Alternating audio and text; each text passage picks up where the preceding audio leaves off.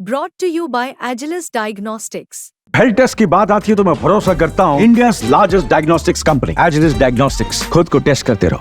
ये वीडियोस वगैरह जो वायरल किए गए थे, ये लेके बैठ गया हमें। जैसे नारनौद के अंदर जो पहला वीडियो वायरल हुआ, जो यहाँ एमपी साहब थे हिसार से, उनका भी एक वीडियो आया जिस पर एक बुजुर्ग आदमी को लात मार रहे थे स्टेज के ऊपर। एक साइड में दीपेंद्र खड़े थे और दूसरी साइड से वो जन उसको लात मार रहे थे। टिकटॉक में क्या वो इतना ग्रुपिज्म चला कि फलां आदमी फलाने घर चला गया, फलां आदमी फलाने की उस जलसे में उपस्थित हो गया, फलां फलाने के चुनाव में चला गया। इसमें मैं बात करूंगा कुमारी शैलजा को लेकर। यही कहा जा रहा है कि कुमारी शैलजा जब लास्ट के 10-12-15 दिन के बीच में अंतराल में लास्ट के दिनों में नहीं आई थी, और खासकर कुमारी शैलजा को लेकर 2 वीडियो भी वायरल हुई थी। इन बातों को लेकर भी कहा जा रहा है कि एक हार का कारण बना। देखिए, कांग्रेस पार्टी का इतिहास रहा है कि हमेशा हर वर्ग लेकर कांग्रेस पार्टी चलती रही है, चाहे संगठन का मामला हो और चाहे टिकटों का वितरण हो। समाज के हर वर्ग को लेके चलिए कांग्रेस पार्टी सबसे पुरानी पार्टी और मजबूत पार्टी इसीलिए मानी जाती रही है देश के अंदर। देखिए, 1977 के अंदर आंधी थी अपोजिशन की जनता पार्टी, उसके बावजूद भी 150 सीटों से ज़्यादा खास करके साउथ का हिस्सा सारा का सारा कांग्रेस पार्टी लेके गई थी। अब जो इस तरह की पोजीशन आज हम बढ़ा रहे हैं स्टेट के अंदर, ऐसी तो कभी हुई नहीं। लेकिन कारण इसका यही बना कि हमने ही जो है ना खुद अपनी पार्टी को कमज़ोर कर लिया। टिकट वितरण के अंदर जो है ना कोई हिस्सादारी ना करना। राहुल गांधी जी ने जैसे कानूनी गारंटी दी थी कि हम इस भागीदारी की गारंटी देते हैं, भागीदारी की कानूनी गारंटी देते हैं, वो भागीदारी कहाँ गई? आपने भागीदारी की नहीं। शैलजा जैसी इतनी सीनियर और कांग्रेस से इतनी पुरानी जुड़ा हुआ परिवार, चौधरी दलबीर सिंह 1952 से चुनाव लड़ रहे थे, स्टेट के अंदर भी लड़े, सेंटर के अंदर लड़े, सेंटर में वरिष्ठ रहे, 2-3 बार रहे, और शैलजा जी भी 2 बार 10 साल तक मंत्री रही। तो इतना सीनियर परिवार है और इतना मतलब सोसाइटी में उनका एक अलग से जो उनकी पहचान है।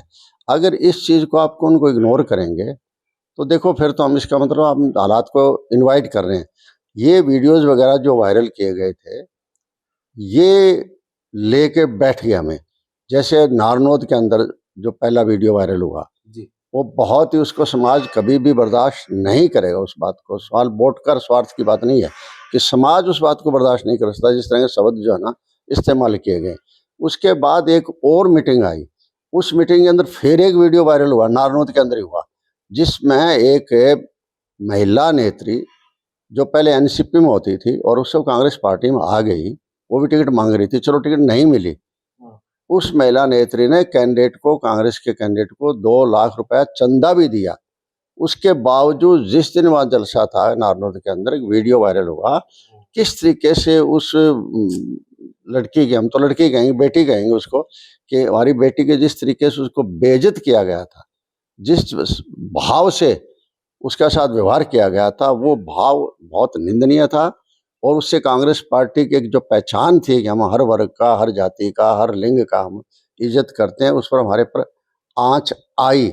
इसी तरीके से हमारे जो यहाँ एमपी साहब थे हिसार से, उनका भी एक वीडियो आया जिस पर एक बुजुर्ग आदमी को लात मार रहे थे स्टेज के ऊपर। एक साइड में दीपेंद्र खड़े थे और दूसरी साइड से वो जन उसको लात मार रहे थे। इस तरह की चीज़ें आई है और इन चीज़ों से हमें नुकसान हुआ है। और जो देखिए अलग अलग वर्ग के लीडर्स हैं, इसमें कोई दो राय नहीं है। उनको सबको जोड़ोगे तो कांग्रेस बन जाती है अपने आप, और आप नहीं जोड़ोगे तो फिर आप कांग्रेस पार्टी का तो नुकसान कर ही रहे हो। इस तरह की जो चीज़ें आई है उनसे हमें बहुत नुकसान हुआ है। पहले तो टिकटें काटी गई, टिकटों में क्या वो इतना ग्रुपिज्म चला कि फलां आदमी फलाने घर चला गया, फलां आदमी फलाने की उस जलसे में उपस्थित हो गया, फलां फलाने के चुनाव में चला गया। इन बातों को देखकर भी जो है ना, जिस तरीके से लोगों को काटा गया है, जिस तरीके से उन लोगों को मारा गया है, मेरे जैसा आदमी जिसने 13 चुनाव लड़ रखे हैं कांग्रेस पार्टी में, शायद ही किसी ने आज के दिन 13 चुनाव लड़ रखे होंगे। और मैं 6 बार एमएलए बन चुका हूँ, मंत्री रह चुका हूँ, पार्टियां चलाई हमने, राज हमने चलाया है, हमें पता है किस तरीके से हार को जीत में बदलते हैं। हम 1987 के अंदर सर, बीच में अगर बात करूंगा नलवा क्षेत्र की ही, नलवा क्षेत्र से आप भी प्रमुख तौर से दावेदार थे, पर अनिल मान को टिकट दे दी गई, अनिल मान वहां से चुनाव लड़े। अनिल मान ने सीधे तौर से आरोप लगाया है कि आपने अनिल मान की खिलाफत की। देखिए, उसको तो उस बात से एहसान बंद हो जाना चाहिए।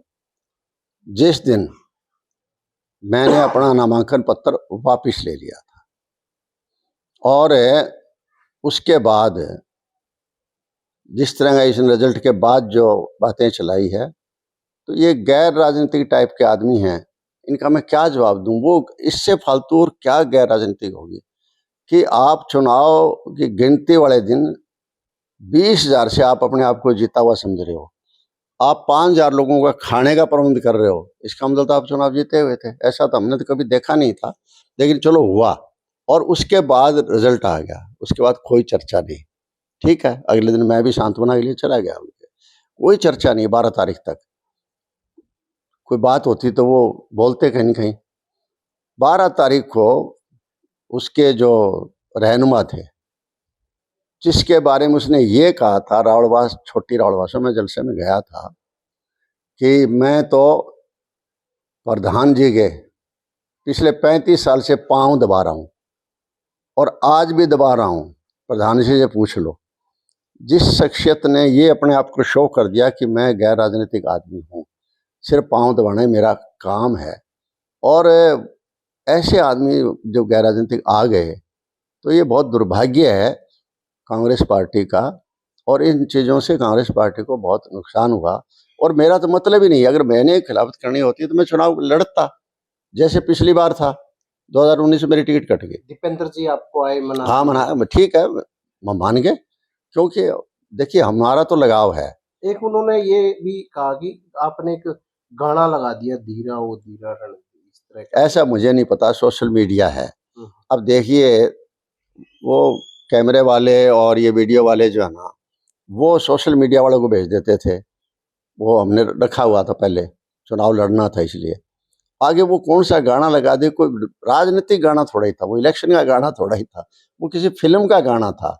और उस गाने को आप लगा दोगे तो ये वो फलाना होना। तो मैं मीटिंग में भाषण दे के लौटता हूँ और उसके बाद उस गाने की वैल्यू, यार मेरी कोई वैल्यू नहीं थी। मतलब ये इन चीज़ों का कोई फायदा नहीं। मैं जिस कह रहा हूँ कि 12 तारीख को कोई बात नहीं थी। 12 तारीख को जिस आदमी के ये जो पाँव दबाते थे, वो आदमी यहाँ आया दशहरे में, और दशहरे में आके जब उसने कहा कि रामनिवास घोडेला ने भाई मेरे खिलाफ चार्ज लगा रखा है बरवाड़ा में, तो तुम भी प्रोफेसर साहब के खिलाफ चार्ज लगाओ, तो अगले दिन फिर अपना शुरू हो गए। तो ऐसे गैर राजनीतिक आदमी को ये नहीं सोचना चाहिए, इसे नहीं करना चाहिए कि इस तरह की बातें मेरे जैसे आदमी के खिलाफ दें और मुझे उनके बारे में सफाई देनी पड़े, वो मेरा दुर्भाग्य होगा। इसलिए मैं लंबी चौड़ी कोई बात नहीं करना चाहता। मैं तो ये करना चाहता हूँ। चलो बात करते हैं सर महाराष्ट्र आगे चुनाव की। अगर महाराष्ट्र चुनाव की बात की जाए तो हाईकमान ने जो स्टार प्रचारक समिति बनाई है, कमेटी बनाई है, उसमें रणदीप सुरजेवाला और कुमारी सैलजा को प्रमुखता से लिया है, और हुड्डा परिवार के जो भी हैं किसी भी सदस्य का नाम स्टार प्रचारक में नहीं है। तो कैसे देखते हैं इसको? देखिए, वैसे तो मेरे अधिकार क्षेत्र की बात नहीं है। अब पार्टी किसकी कहाँ जरूरत समझती है, वो तो पार्टी फैसला कर सकती है, इसलिए मैं इस पर कोई टिप्पणी नहीं कर सकता। वो तो पार्टी जिसकी जहाँ जिस स्टेट के अंदर जरूरत समझती है, उसको जो है ना वो बुलाते हैं और उस हिसाब से पार्टी चलती है। लेकिन ये कह रहा हूँ मैं, जैसे पार्टी जो कमज़ोर हुई ना, वहाँ भी काफ़ी सीनियर लोग छोड़ के चले गए थे कांग्रेस पार्टी को। और यहाँ भी देखो, आप अगर थोड़ा सा इतिहास देख लो कि 2009 में कांग्रेस पार्टी के 9 MP बने थे हरियाणा में, 9 MP। एक MP सिर्फ दीपेंद्र जी हुड्डा रोहतक से बने थे। मैं 2014 की बात कर रहा हूँ। और उस टाइम जो है आपके सारे लीडर जीत गए थे। 9 के 9 लीडर जो है, 2009 की कर रहा हूँ, 2014 की नहीं कर रहा, सॉरी। 2009 में जो है कांग्रेस पार्टी 9 की 9 सीटें जो है ना ले आई थी। और 2014 आते आते आपकी ये हालत होगी कि आपको एक सीट मिली मतलब 10 साल के बाद आपके राज के बाद एक सीट मिलती है, सिर्फ रोहतक की सीट मिलती है। और वो जो लोग थे आपके साथ 2009 में, वो सारे के सारे बीजेपी में 2014 तक जा चुके थे और सारे वहाँ से जो है ना लगभग जीत कर आए हैं। आज मैं पूछूं अगर पार्टी से कि भैया आपके साथ चलो सरसा से एमपी थे, उनके तो ध्यान तो हो गया, लेकिन उसके बाद जो है ना हिसार के एमपी थे, वो आपको जब तक आपका सफाया नहीं करेंगे इतने दिन तक वो तो रहेंगे घर, ठीक है। आगे जाएं आप भिवानी में, तो 2009 के बाद जो श्रुति 2009 में बनी थी, तो आज वो कहाँ है। उसके बाद राव इंद्रजीत बने थे, आज वो कहाँ है। उसके बाद जो है वो फरीदाबाद से एमपी बने थे पढ़ाना जी, वो कहाँ है। रमेश कौशिक बने थे एमपी सोनीपत से, वो कहाँ है। करनाल से अरविंद शर्मा जी बने थे, आज वो कहाँ है। कुरुक्षेत्र से जिंदल फैमिली बनी थी, आज जिंदल परिवार कहाँ है। एक अम्बाड़ा से शैलजा जी बनी थी उस टाइम, और उसको आपने दरकिनार कर दिया। तो इसका मतलब है पार्टी तो फिर छोड़ी नहीं, और ये लोग सारे के सारे जो है ना बीजेपी में चले गए। किरण चौधरी जी की बेटे की टिकट काट दी गई, तो कहा कि क्या है इनके पल्ले, क्या है इनके पल्ले। 5 सीट बीजेपी को किरण चौधरी की वजह से मिली है और कांग्रेस पार्टी का लॉस हुआ है, ये है पल्ले उसके। सवाल पल्ला जब तक है ना, हम एक आदमी पल्ले नहीं होता है, हम सारे जुड़ के चले तो सबके पल्ले ही है, और हम सबको खिंड विंड कर देंगे, हमारे सबके पल्ले ही नहीं रहेगा। हम एक एक को काटते काटते हम खुद सारे के सारे कट गए। ये हुआ है, हालात ये हुई थी कि कहाँ हम कितनी मजबूत पार्टी थी, कितने लोग हमारे अंदर शामिल थे। पर्सनैलिटीज़ की देखिए वैल्यू है सोसाइटी के अंदर, अलग अलग पर्सनैलिटीज़ हैं, अलग अलग वर्ग के लोग हैं। राव इंद्रजीत के जाने के बाद आप साउथ को सारा का सारा आपने तोड़ खत्म ही कर दिया, और इस पर जो है ना बीजेपी के लिए सोने पर सुहागा हो गया कि इस बार हमने श्रुति की टिकट भी काट दी। श्रुति की सुरेंद्र जी के मरने के बाद चौधरी बंसीलाल ने श्रुति की सर पर पगड़ी रखी थी। तो जो आदमी इतना स्टालवर्स था, इतने फॉलोअर्स थे उसके हरियाणा के अंदर, उन फॉलोअर्स को छोड़ तो स्वाभाविक है, देखिए पहुंची है उसको। आज मैं हूँ तो मैं 47 साल से राजनीति कर रहा हूँ, मेरे बराबर आज राजनीति के अंदर कोई आदमी दूसरा नहीं है। मैं 1982 में आज़ाद बन के एमएलए आया था। आज जो राजनीति के अंदर है उनमें से कोई उस टाइम एमएलए नहीं बना था, और काफ़ी नेता लोग ऐसे हैं जो उस टाइम 82 में चुनाव आ रहे थे, लेकिन मैं आज़ाद बन के आ गया। मैं 87 में फिर बना, और चौधरी देवलाल जैसे जो बाद में प्रधानमंत्री रहे, देश के नेता रहे, उनके साथ होम मिनिस्टर था, उस टाइम भी इस तरह के लोग नहीं थे।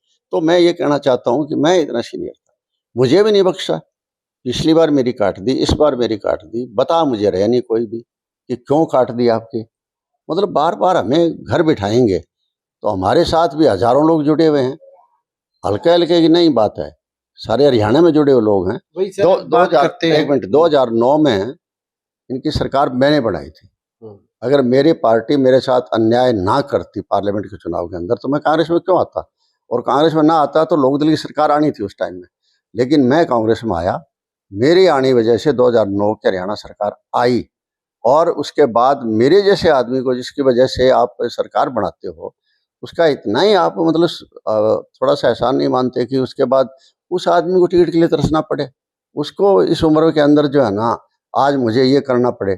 जो आदमी जिसको मैं कहता हूँ कि मेरे जैसे आदमी ने, मैंने पता नहीं कितने तो मैंने आर्टिकल लिखे हैं, इरिगेशन के ऊपर, पावर के ऊपर, फाइनेंस के ऊपर, हर महकमे के ऊपर, और कितना मुझे सेंट्रल गवर्नमेंट के से पता है कि मैं क्या क्या ला सकता हूँ, क्या क्या कर सकता हूँ इलाके के लिए। इस तरह का आदमी हो उसको भी आप मतलब लेनी चाहिए, आपको राय लेनी चाहिए मेरे जैसे आदमी से। मेरा एक तजुर्बा हो गया, मेरा अनुभव हो गया, मैं भी पार्टी को फ़ायदा देता, मेरा फ़ायदा लेने के बजाय मेरा भी नुकसान जो है वो कर दिया, और अल्टीमेटली जो है ना सारे हरियाणा प्रदेश का नाश करके छोड़ गया। आज लोग गुस्से में हैं। तो बात करते हैं सर किरण चौधरी की। किरण चौधरी अब सीधे तौर से ये कहती हैं अब कि भूपेंद्र हुड्डा रोजाना सीएम बन के सोते थे, और जो कांग्रेस पार्टी है बाबू बेटा की पार्टी रह गई है। देखिए वो क्या कहती है, वो भी चोटग्रस्त है। जब इतने साल से देखिए, पहले 67 के अंदर चौधरी बंसीलाल जी चीफ मिनिस्टर नहीं, सॉरी 68 में चौधरी बंसीलाल जी चीफ मिनिस्टर बन गए थे। इतने बड़े नेता रहे थे, देश के अंदर डिफेंस मिनिस्टर रहे, देश के अंदर रेलवे मिनिस्टर रहे, बहुत बड़ी पर्सनैलिटी थी, हरियाणा के विकास में उनका बहुत बड़ा हिस्सा था, तीनों लोगों का। देखिए, जो बंसीलाल जी का, चौधरी देवीलाल जी का और चौधरी भजनलाल जी का। और मुझे इन तीनों के साथ काम करने का मौका मिला है, कभी सरकार में किसी के साथ विरोध के रूप में चला है, असेंबली में इन तीनों के साथ असेंबली के अंदर मैं रहा हूँ और मुझे मौका मिला है। तीनों देखिए, आपस के हमारे विचार अलग अलग हो सकते हैं, लेकिन तीनों पर्सनैलिटीज हरियाणा की बहुत बड़ी पर्सनैलिटी थी, जिन लोगों की वजह से हरियाणा चलता था। आज दूसरी बात है कि परिवारों ने धीरे धीरे करके उसको कमजोर कर दिया, लेकिन यहाँ तो जो है ना, तो स्वाभाविक, आप किरण को अगर चोट मारेंगे तो उनके मुंह से तो क्या क्या निकलेगा, उसका तो मैं तो कुछ नहीं कह सकता। भाई कौन क्या बनेगा या कौन नहीं बनेगा, भाई ये चीज़ें तो जो है ना पार्टी समझ सकती है, और उसका पार्टी को चाहिए कि हाँ कोई कमी रही है उसका हम विश्लेषण करें, बजाय हम रोजाना इधर उधर की बातें करते रहते हैं, सही लाइन पर नहीं आ रहे। मैं तो कहता हूँ पार्टी को अभी भी कुछ नहीं बिगड़ा है, थोड़ा सा आप हौसला रखिए और पार्टी का दोबारा आप रीऑर्गेनाइज करें स्टेट के अंदर, और रीऑर्गेनाइज करके ऐसा करें कि सभी वर्गों को जोड़ा जाए ताकि लोगों में विश्वास पैदा हो। अगर हम समय पर इलाज नहीं कर पाए तो हमारा इतना बड़ा नुकसान हो सकता है कि जिसका दोबारा हम कभी उबर नहीं पाएंगे। सर, ये है कि जो एक कमेटी का गठन किया है करण सिंह दलाल के नेतृत्व में, और जो हार का कारण जानेगी उसके अंदर 8 लोग लिए गए हैं, और बात की जाए कुमारी सैलजा का जो सिरसा या अम्बाड़ा क्षेत्र से किसी भी नेता को उसमें कमेटी में शामिल नहीं किया गया। क्या लगता है, क्या निष्कर्ष निकाल पाएगी कमेटी? देखिए, कोई भी चीज़ एक तरफा होती है, उसका निष्कर्ष जैसा निकलता है वो निकलता है। निष्कर्ष तो निकालेंगे, क्या निकालेंगे वो समय बताएगा। हार को जांचना है तो आप जो है सीनियर जो लोग हैं पार्टी के अंदर, जो कांग्रेस पार्टी से जुड़े हुए हैं सीनियर लोग हैं अलग अलग वर्ग के, उनको जोड़कर और आप उन हलकों के अंदर आप जाएं। वो हमारे एमपी महोदय जी हुड्डा साहब को लेकर आए थे, मेरे और पब्लिक अब तक समझ में नहीं आ रही है क्यों ले आए थे। वो आधा मिनट ही वहाँ स्टेज पर नहीं ठहरे थे वो, तो मैं अब तक जो है ना समझ नहीं पाया हूँ कि वो हमारे एमपी साहब क्यों लेकर आए थे। कैंडिडेट को जिताने के लिए लेके आए थे या कैंडिडेट को हराने के लिए गए थे। मैं गया था वहाँ, मेरी आंखों से मैंने देखा था, क्योंकि मुझे यही कहा गया था कि बड़ी मीटिंग में आप आ जाना। खुद आके जो कैंडिडेट यहाँ रिक्वेस्ट करके गए थे, और गाँव के अंदर छोटे मोटे प्रोग्राम होंगे वो मेरे साथ गौरव चला जाएगा। चलो वो नहीं ले गए, वो उनकी मर्जी अपनी, हमें कुछ नहीं लेना देना। कि उससे पहले आप आंसी में 1 घंटा लगाते हो, उसके बाद आप तो शाम में 1 घंटा लगाते हो, यहाँ आधा मिनट यहाँ। और ये थे पूर्व मंत्री संपत सिंह। इन्होंने जो हरियाणा में कांग्रेस पार्टी की हार हुई है इसको लेकर समीक्षा की, और साथ के साथ ये भी बताया कि जो बड़े नेताओं के आपसी फूट के कारण भी कांग्रेस की हार हुई है, और उनका ये भी कहना था कि अभी भी इसमें सुधार की आगे सुधार हो सकता है। तो ऐसे में अब इनका साफ तौर से कहना था कि इनके भी कई तरह के जो पार्टी के बड़े नेताओं से भी सवाल हैं जो इन्होंने इसके माध्यम से भी बोले हैं।